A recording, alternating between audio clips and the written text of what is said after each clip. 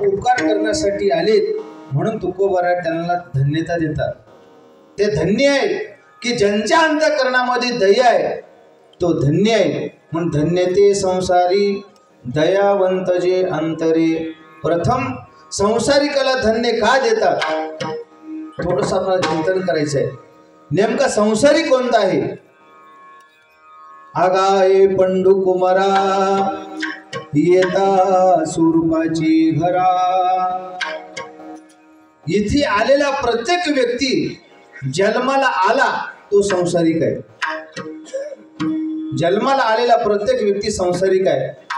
जो शरीर रूपी या गावामध्ये आला ना तो संसारिकच आहे। आणि असा संसारिक अशा संसारिकाला तुकोबाराय धन्यता का देतात? एक संसारातला एक परमार्थी आणि परमार्थातला एक संसारिक आहे। थोडंसं नका चिंतन कठीण जाईल तुम्हाला, जेवढं सोपं आहे तेवढं तुम्हाला सांगेल। आता संसारातला परमार्थी कोण आहे आणि संसारातला परमार्थी आणि परमार्थातला संसारिक आहे। आता तुम्ही आम्ही कोण आहात? प्रथम आपण संसारामध्ये आलात। जन्म आणि मरण एक संसारच आहे। पहिला संसार तो आहे आणि इथे आल्यानंतर दुसरा संसार कोणता? लग्न झाल्यानंतर पत्नी मुलं घर संसार एक दुसरा संसार आहे।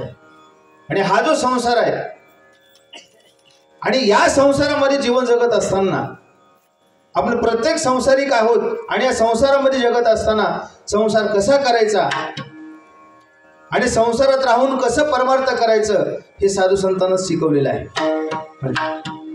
काही संसारात रासून सुद्धा त्यागी ठरले आणि काही परमार्थात असून सुद्धा भोगी ठरलेले। कथा तुम्हाला गेली असेल भागवतामध्ये।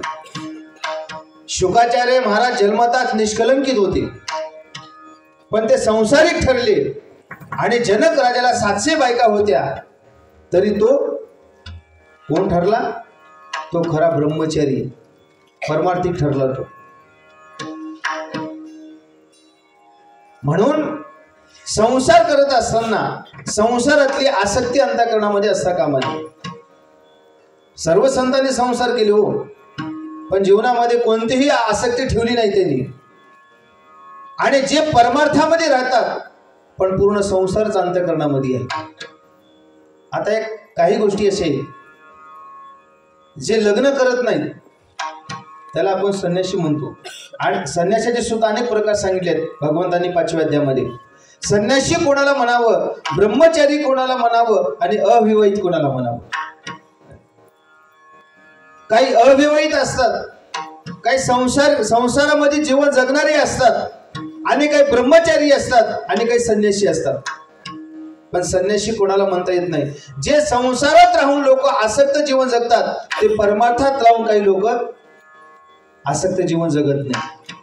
भगवान म्हणतात पश्यान स्पृशन जिग्रण नसनं गच्छन प्रलपन विसृजन।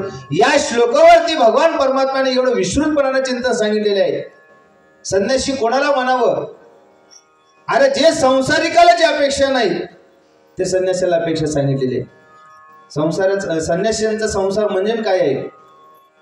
त्यांनी कुठं राहावं, त्यांनी काय खावं, त्यांनी किती त्या प्रमाणात गावच्या बाहेर वास्तव्य करावं त्याचं चिंतन सांगितलेलं आहे त्याच्यामध्ये। महाराजा हातामध्ये त्याला धन घेण्याचा अधिकार नाही। संन्यासी माणसाला हातामध्ये पैसा घ्यायचा अधिकार नाही। तो हातामध्ये जर पैसा आणि धनाचं अर्जन करत असेल तर त्याला प्रायश्चित सांगितलेलं आहे। त्याला प्रायश्चित सांगितलेलं आहे। म्हणून त्याने जीवन जगत असताना जीवन असं जगावं की जन्माला आल्यानंतर ज्या संन्यासी म्हणून आपण जीवन जगतो ते संन्यासाचा जे धर्म आहे ते शेवटपर्यंत त्याने टिकवलं पाहिजे। खरं तो संन्यासी आहे। म्हणून माऊली सांगतात की अर्जुना संन्यासी कोण आहे? मी तो ऐसे जाण विसरले जयाचे अंतःकरण पार्था तुझी संन्यासी जाण निरंतर। मी तू ऐसे जाण विसरले जयाचे अंतःकरण, ज्याचा अंतःकरण पूर्ण विसरलेला आहे तोच एक संन्यासी सांगितलेला आहे। आणखी थोडंसं सूक्ष्म सांगतो, एखाद्या व्यक्तीचं अनुकूल वस्तूवर वासना जरी गेली ना तरी त्याचं ब्रह्मचारित्व आणि त्याचा संन्यास हे पूर्ण नष्ट होत असतो, फक्त वासना गेली तर। एखाद्या अनुकूल पदार्थावरती, म्हणून एवढं सूक्ष्म त्या ठिकाणी आहे. म्हणून संसार करत असताना तुकोबारा संसारिकाला का धन्य देतात? आणि सर्व संतांनी संसारच केला ना अगोदर. आणि संसार करत असताना संसारामध्ये कुठलीही आसक्ती नाही ठेवली आणि त्यांनी परमार्थ केलं, उच्चतम असा परमार्थ केला. म्हणून तुकोबारा म्हणतात कोण धन्य आहे? कोण धन्य आहे? धन्य ते संसारी कोणता धन्य आहे की ज्याच्या अंतःकरणामध्ये दया आहे, तो संसारिक धन्य आहे. दयाबद्दल थोडं सांगतो. दया हे कुठं असते? माणसांच्या अंतःकरणामध्ये असते. त्याचं माऊली चिंतन करत असताना म्हणतात, दया ते कैशी पूर्ण चंद्रिका जैशी. माणसाची दया किती विपुल्यत असावी. संत महात्म्याच्या अंतःकरणातली दया ही विपुल्य आहे, व्यापक आहे. त्यांच्या दयेमध्ये कुठलाही प्रकारचा भेद नाहीये. संत कोणालाही म्हणता येत नाही. सर्वभूती दया संत म्हणावे ऐंशिया. सर्व भूताच्या ठिकाणी ज्यांची दया व्यापक असते अशाला संत म्हणता येतो. बाकी कोणाला संत म्हणायचा अधिकार नाही येतो. म्हणून अंतःकरणामध्ये दया, काही जणांच्या अंतःकरणामध्ये दया असते पण बाहेर दया नसते. काही जणांच्या बाहेर दयाची क्रिया असते पण अंतःकरणामध्ये दया नसते. काही जणांच्या अंतःकरणातही दया नाही आणि बाहेरही दया नाही. आणि संत महात्म्याच्या अंतःकरणामध्ये दया आहे आणि बाहेरही दया आहे. दया करणे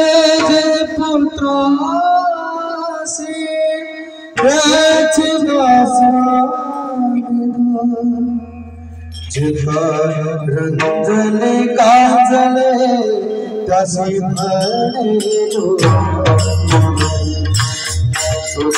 साधवळ खावा देवते तिचा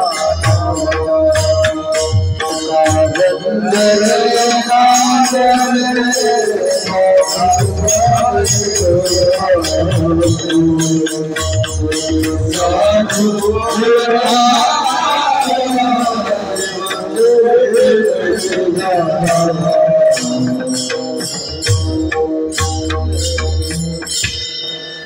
दया करणे जे पुत्रासी तेची दासा आणि दासी. दास आणि दासी स्वतःच्याही मुलावर तेवढीच दया आणि दुसऱ्यांच्याही मुलावर तेवढीच दया आहे. हे केवळ संत आहेत. आणि अशा संत महात्म्याच्या ठिकाणी काय म्हणावं त्यांना? देव तेथीची जाणावा. त्यांच्या ठिकाणी देव असतो. आणखी देव कुठं असतो? दया क्षमा शांती तिथे देवाची वसते. जिथं दया आणि क्षमा आणि शांती हे तीन गुण ज्यांच्या ठिकाणी आहेत, प्रत्यक्ष परमात्मा त्याच्या ठिकाणी वास्तव्य करतो. देव तया जवळ असे पापनासे दर्शन. त्यांच्या जवळ देव आहे. म्हणून दया ही प्रत्येक व्यक्तीच्या ठिकाणी, दया ही कोण? फक्त संत महात्मे दाखवतात. म्हणून दया ही कुठं असते? अंतःकरणामध्ये असते. ज्याच्या अंतःकरणामध्ये दया आहे तो संसारिक, तो धन्य मानला गेला आहे. इथे उपकारासाठी आले घरजा वैकुंठी. ते वैकुंठातून इथे संत महात्मे आले. आणि संतांचं तिसरं लक्षण प्रतिपादन करत असताना महाराज म्हणतात की संत हे कधीही सुद्धा खोटं बोलत नाही. ते अभंगाचं तिसरं चरण आहे.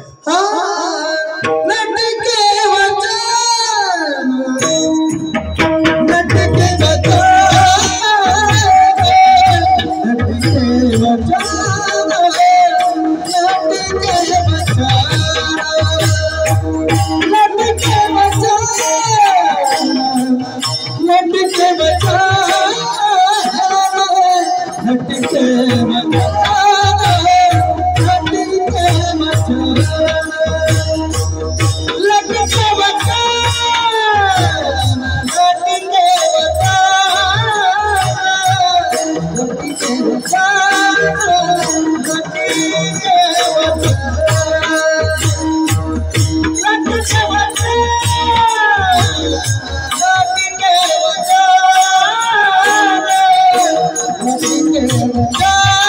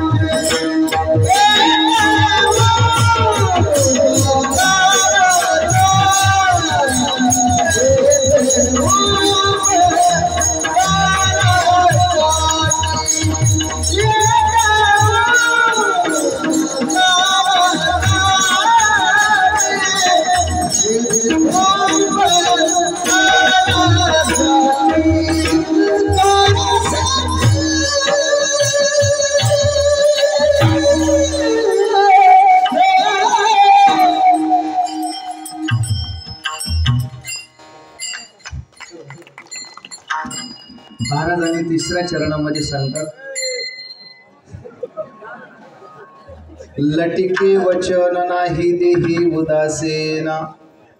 संत महात्मे खोटं कधीच बोलत नसतात आणि जे खोटं बोलतात ते संत नसतात. आयुष्यामध्ये जन्माला आल्यानंतर माणसांना कधीच खोटं बोलू नये, हा संतांचा ब्रीद आहे. खोटं कधीच बोलायचं नाही. जर खोटं बोललं असेल तर त्याचा परिणाम सुद्धा सांगतात. कधी खोटं बोलायचं नाही. सत्य असत्यासी मन केले ग्वाही, मानेले नाही बहुमता. सत्य किंवा असत्य, असत्य बोलायचंच नाही, सत्यच बोलायचं. आणि सत्य बोललं त्याचं काय परिणाम सांगतात. माझ्या सतत्वांची तप वाचाही केली बहुत. माऊली सांगतात की जीवनामध्ये कधीही असत्य बोललेलं नाही, खरं बोललेलं असेल की त्याचं एवढं तप वाढतं महाराजा. त्याच्या मुखातून प्रत्येक निघालेला शब्द जे असेल तर शब्द खरा ठरू शकतो. म्हणून वारकऱ्यांना महाराज लोकांनी तप करत जावं आणि खोटं कधी बोलायचं नाही. तप बोलायचं, काय बोलायचं, दिवसभर भगवंताचं चिंतन करायचं, जेवढा वेळ भेटेल तेवढा. अनन्यश्चिंतयन्तो मां ये जना परिउपासते तेषां नित्यभूतानां योगक्षेमं. भगवंताचं अखंड चिंतन करायचं. सकाळी उठल्यानंतर, स्नान झाल्यानंतर एक अर्धा तास का होईना भगवंताचं चिंतन करायचं. महाराजा वारकऱ्याच्या जीवनातले नियम आहेत काही, ते नियमाचं पालन केलंच पाहिजे. म्हणून जीवनामध्ये जर आपल्या वाणीमध्ये पवित्रता आणि सत्यत्व जर टिकायचं असेल तर त्याला फक्त एक भगवंताचं चिंतन आहे आणि दुसरं खरं बोलायचं. महाराज आता लोक इतकं खोटं बोलायला लागलेत ना, त्याचा काहीच हिशोब नाही. आणि ते मोबाईलमध्ये तर माणसाला इतकं खोटं बोलायला, कुठेही माणूस असला ना ते कुठेही काही सांगत असतो, एका जागी असतो तिसऱ्या जागी सांगत असतो. म्हणून बाकीच्या लोकांनी खोटं बोललं तर चालल, पण सांप्रदायिक जीवन जगणाऱ्या प्रत्येक व्यक्तीने आपली जी पद्धत आहे ते पद्धत न विसरता आपण कधीही खोटं बोलायचं नाही. महाराजा याचं खोटं बोललं त्याचा परिणाम काय होतो, जीवनामध्ये हानी होत असते. आणि ज्यांनी खरं बोलत असल, अरे ज्यांनी आयुष्यात कधीच खोटं बोलला नाही पण त्याचा सुद्धा उजव्या पायाचा अंगठा गळून गेला. महाभारतातला इतिहास आहे तो. धर्मराजाने तो धर्मात्माच आहे तो. जन्मल्यापासून तर शेवटच्या क्षणापर्यंत त्यानं कधीच असत्य बोललो नाही. पण प्रसंग घडलाच एक वेळेस. प्रसंग घडला, युद्धाचा प्रसंग आहे आणि या प्रसंगामध्ये भगवंतानं सांगितलं की जोपर्यंत तू खोटं बोलत नाहीस तोपर्यंत तुला जय मिळणार नाही. धर्मराजाने 2 दिवस त्याला नकार दिला. मी खोटं बोलणार नाही, माझा पराजय झाला तर चालेल, मी युद्धामध्ये हारलं तर चालेल, मी परत वनवासाला जाईल, पण मी खोटं बोलणार नाही. स्वतः भगवान सांगत होते अर्जुनाला, स्वतः भगवान सांगत होते की धर्मा तू खोटं बोल. कशासाठी खोटं बोलायचं. मग असा प्रसंग घडला की जास्ती खोटं बोलायचं नाही, थोडं खोटं बोलायचं. आणि कोणाच्या संबंधानं खोटं बोलायचं. त्यांनी सांगितले की बाबा तुझा जो गुरु आहे ना युद्धामध्ये आहे, तुझा गुरु दुसऱ्या पक्षामध्ये आहे आणि ते तुम्हाला मारल्याशिवाय राहणार नाही. त्यांनी शपथ घेतली होती. द्रोणाचार्य शपथ घेतली, जोपर्यंत ह्या पांडवाला मारणार नाही तोपर्यंत माझं कवच खाली टेकवणार नाही, हा शपथ होता त्यांचा.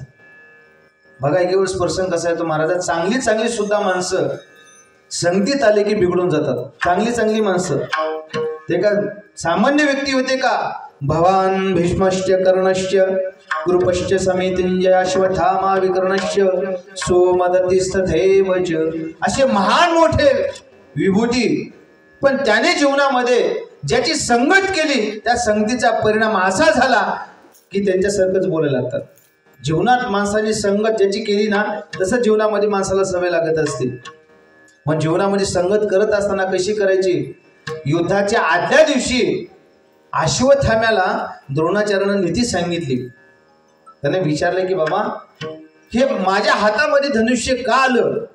आपण ब्राह्मण विद्यार्जन करणारे, अनेक शिष्यांना घडवणारी आपली ही परंपरा असताना आपल्या हातामध्ये धनुष्य का आलं? त्याने सांगितले की बाबा त्याचं कारण तू आहे, फक्त तुझ्यामुळं तुला दूध पियाला मिळेल नाही म्हणून मला हस्तिनापूरची वाट धरावी लागली, म्हणून मी त्यांच्या आधीन गेलो. माणूस किती आधीन जातो बघा, त्याच्या नीतीमध्ये सांगितलेले आहे. कोण कोण? वैवरदस्तपवृतः ज्ञानवृद्धिष्ठिते परे ते सर्व धनानिद्वारे तिष्ठन्ति किंकरीवाः. माणूस धनाच्या आधीन गेलं की माणूस काय होतो? बांधल्या जातो. कोण कोण बांधल्या जातो? वैवरदस्तपवृतः ज्ञानवृद्धिष्ठिते परे. वैवृद्ध, तपोत आणि ज्ञानवृद्ध हे धनाच्या अपेक्षेनं तो तिथं बांधल्या जातात. हे ते सांगतात बरं काय ती. म्हणून आम्ही यांच्या संगतीत जाऊन आम्ही का बद्ध झालो? अर्थस्य पुरुष दासो इति सत्यम महाराज बद्धो कौरवही असमर्थी. मी असमर्थ घडलो. मी काय यांच्या अधीन गेलो? फक्त त्यांची संगत केली, त्यांच्या घरचं अन्न खाल्लं, आणि अन्न खाल्ल्यामुळं मी माझ्या जीवनामध्ये असमर्थ ठरलेला आहे. म्हणून त्यात गुरु द्रोणाचार्याला मारायचा आहे. आता गुरुला मारणं पाप आहे का पुण्य आहे सांगा? कुठल्या धर्मशास्त्रामध्ये सांगितले आणि कोणत्या संत वाङ्मयामध्ये सांगितले की गुरुला मारणं हा पाप नाही म्हणून? अहो, गुरुला शिवी दिल तरी पाप होतो आणि गुरुला मारल्यानंतर का पाप होणार नाही सांगा? अर्जुन हे द्वंद्व स्थितीमध्ये तो गुंतलेला होता. तो म्हणतो ना, स्वतः भगवान सांगतात, मी म्हणतो भगवान श्रीकृष्णासारखा ह्या जगतामध्ये दुसरा पुरुषच होणे नाही. भगवान श्रीकृष्ण परमात्म्याने गीतेमध्ये एवढी नीती सांगितली ना, की एवढी श्रेष्ठ नीती सांगितली आहे, पण ते अर्थदृष्टीने समजून घेतलं पाहिजे. स्वतः भगवान म्हणतात की अर्जुना, अरे गुरुला मार, आज्याला मार, भावाला मार, तुला पाप लागणार नाही. गुरुन हत्वा हि महानुभावान श्रेयो भक्तुम भैष्मपीह लोके हत्वार्थ कामांश्च गुरु निहैव भुंजी भोगा रुधिर प्रदिग्धान.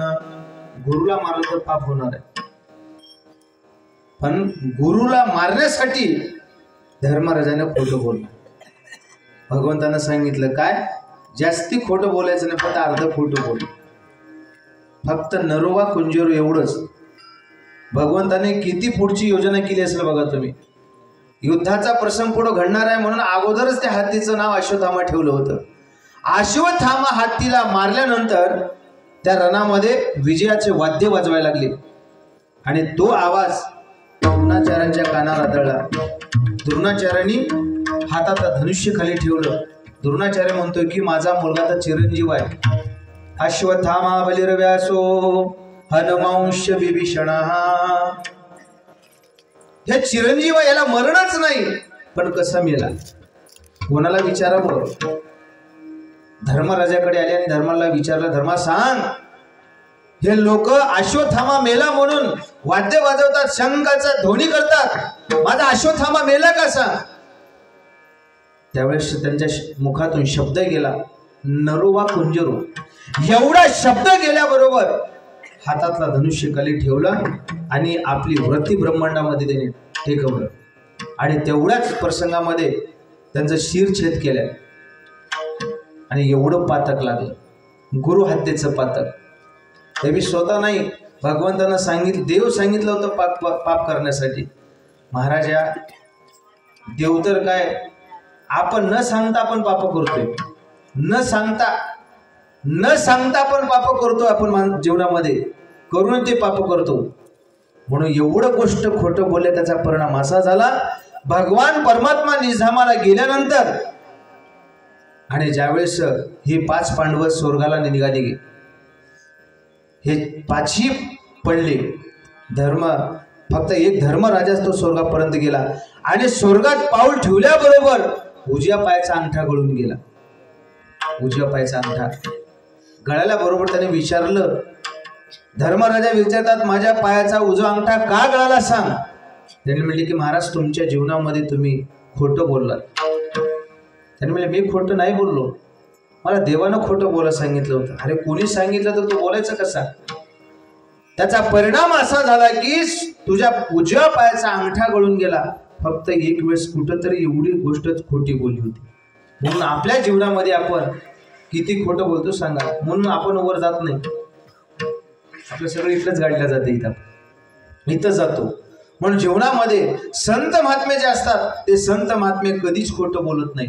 लटिके वचन खोटं कधीच नाही बोलत. नाही देही उदासीन, देहाच्या ठिकाणी अनासक्त जीवन असतो संत महात्म्यांचा. संत महात्मे जगत असताना बघा देहावर प्रेम नाही, त्यांच्या देहावर प्रेम नाही.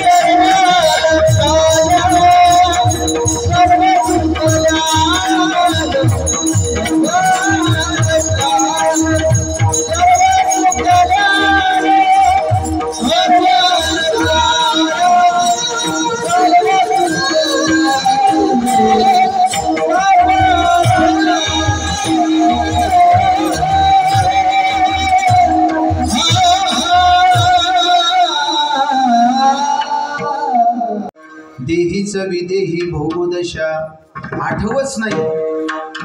दुसरे परमा सांगतो, आठव नाठव गेला भावा भाव झाला स्वयमेव पांडुरंग. या चरणामध्ये 4 प्रकारचे मुद्दे सांगितले महत्वाचे. आठव, नाठव, भाव आणि अभाव असे 4 गोष्टी महत्वाचे. जिथे आठव आणि नाठव, भाव आणि अभाव, जिथे भाव असतो तिथं अभाव नसतो आणि जिथे आठव असतो तिथं नाठव नसतो.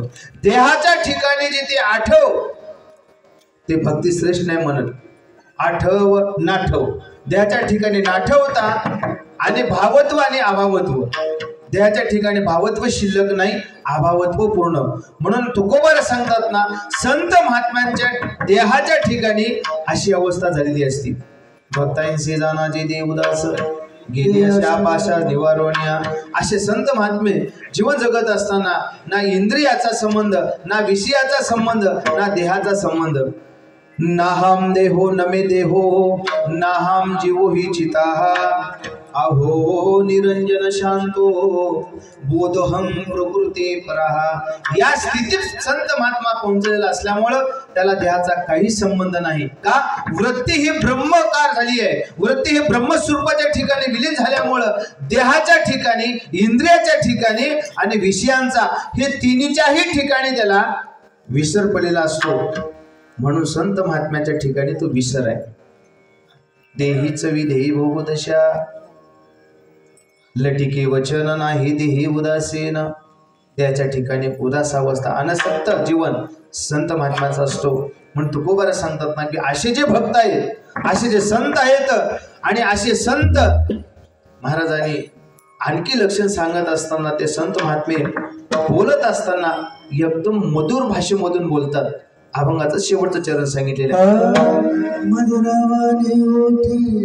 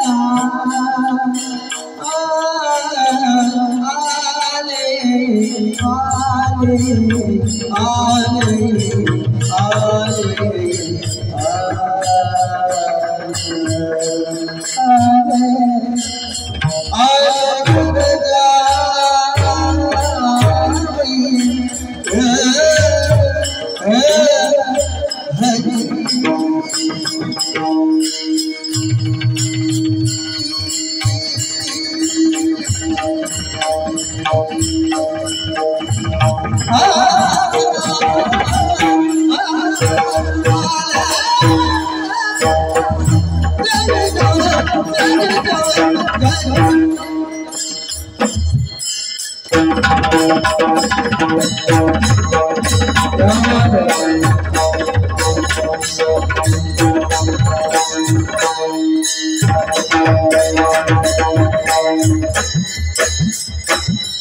Yeah.